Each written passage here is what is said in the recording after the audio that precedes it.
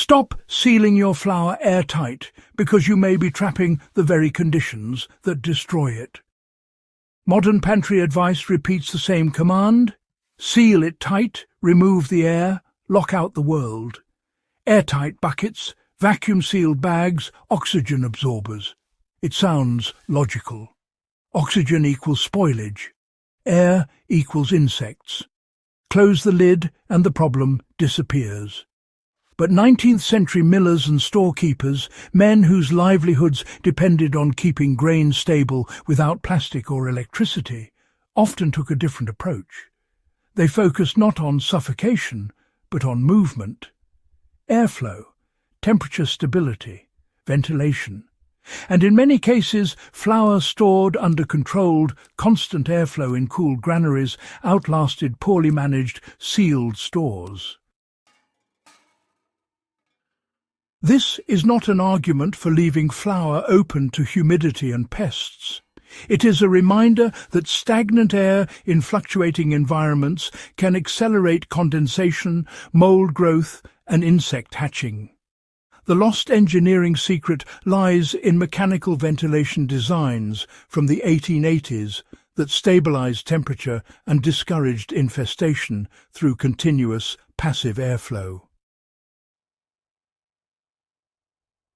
19th century granaries relied on physics rather than plastic. Before refrigeration and synthetic packaging, grain was stored in purpose-built structures. These were not random sheds. Many were elevated off the ground, fitted with slatted floors, ventilated walls, and roof vents that exploited convection. Warm air rises, cool air sinks. By designing vertical shafts or roof cupolas, builders encourage constant circulation. The goal was not to expose flour directly to outdoor moisture, but to prevent trapped humidity and heat build-up. Grain and flour generate small amounts of heat through residual biological activity. In sealed environments, especially where temperatures fluctuate between day and night, condensation forms. That moisture is the real enemy. It invites mold and awakens insect eggs already present in most grain products. If you seal flour in a container in a warm pantry that cools at night, the internal air can condense against the walls. You cannot see it easily, but microscopic moisture cycles occur. In a well-ventilated, cool environment, temperature remains stable, reducing this risk. The principle of constant airflow prevents infestation more effectively than stagnation. Insects thrive in warm, undisturbed environments. Pantry moths and weevils lay eggs in grain long before it reaches your shelf. Oxygen removal can suppress hatching, but it is not foolproof. In the 1880s, millers reduced infestation risk by keeping storage cool and aerated. Air movement disrupts insect development and prevents localized heat pockets. To apply this historically inspired method today, focus first on location. Choose the coolest, driest area of your home. Basements can work if humidity is controlled. Attics rarely do because of heat swings. Temperature stability matters more than absolute cold. Now, secondly, you should elevate your floor off concrete floors.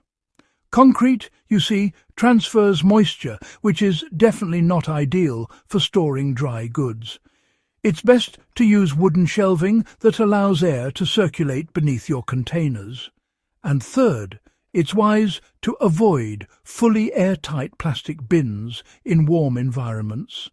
Instead, you should opt for breathable but pest-resistant storage, like metal bins with tight-fitting lids, combined with some external airflow in the room itself. The key distinction here is between container ventilation and room ventilation. You certainly do not want open flour exposed to insects. What you want is for the storage environment itself to be ventilated so that temperature and humidity remain stable. It's really about keeping your food safe while maintaining the right conditions. Recreating an 1880s passive ventilation hack is honestly simpler than it sounds. Historical granaries often use stacked vent channels to create what's called a chimney effect. You can actually replicate this principle in a modern pantry without any major construction. Just install a small upper wall vent near the ceiling and a lower vent near the floor on opposite sides of the room. Even without powered fans, natural convection will encourage air exchange whenever indoor and outdoor temperatures differ. For a more controlled system, a low-wattage inline duct fan on a timer can maintain gentle, continuous airflow. The airflow should be subtle, not gusting. The objective is steady exchange, not rapid drying. Inside the pantry, avoid overpacking shelves. Leave space between containers. Air must circulate freely. If you store flour in cloth or paper sacks inside metal bins, you allow slight breathability while still blocking pests. For long-term storage exceeding 5 years, hard wheat berries remain superior to flour because intact grain stores longer. Flour has a greater surface area and oxidizes faster. Grinding as needed is historically accurate and nutritionally advantageous. Temperature control matters more than oxygen removal for long storage. Research in grain science consistently shows that temperature dramatically influences shelf life. Every 10 degrees Celsius rise can roughly double the rate of chemical deterioration. In the 19th century, storage buildings were often oriented to minimize sun exposure and built with thick walls for insulation. You can apply this today by insulating your pantry walls if possible, or at least shielding them from direct sunlight. Reflective barriers behind shelves can reduce radiant heat. Monitoring temperature and humidity with a simple digital gauge allows you to make informed adjustments. Aim for cool and dry rather than sealed and stagnant. If you insist on airtight storage, combine it with cool conditions and desiccant control. The contrarian lesson is not that oxygen never matters, but that airflow and temperature stability were historically prioritized because they addressed root causes of spoilage.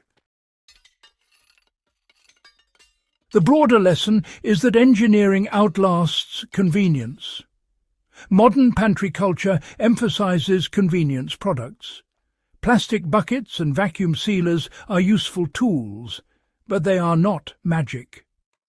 19th century engineers built systems based on airflow, thermal mass, and structural design.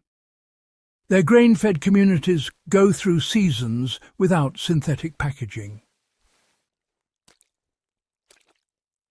For survivalists and, serious history enthusiasts, this is a call to rethink assumptions.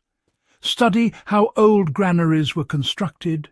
Notice those elevated floors, vented eaves, and thick walls. Translate those principles into modern materials if you can. A ventilated, temperature-stable storage room may, in fact, outperform dozens of sealed containers stored poorly. The claim that flour can last 20 years really depends on conditions and type. Whole grain flour, because of its oils, has a shorter shelf life.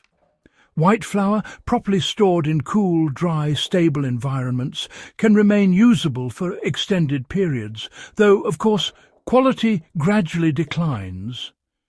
For truly multi-decade storage, it's best to prioritize whole wheat berries and grind fresh. Sometimes the old engineering secret is simply understanding air.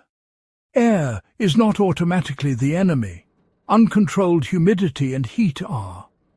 By designing for movement and stability rather than suffocation and neglect, 19th century storage systems achieved durability that honestly still holds lessons for us today. If this deep dive into contrarian pantry history challenged your assumptions and gave you practical tools to strengthen your food security, do consider subscribing to the channel and sharing this episode with fellow history buffs and preparedness-minded viewers. The past solved problems with physics long before plastic, and those lessons are still waiting to be rediscovered.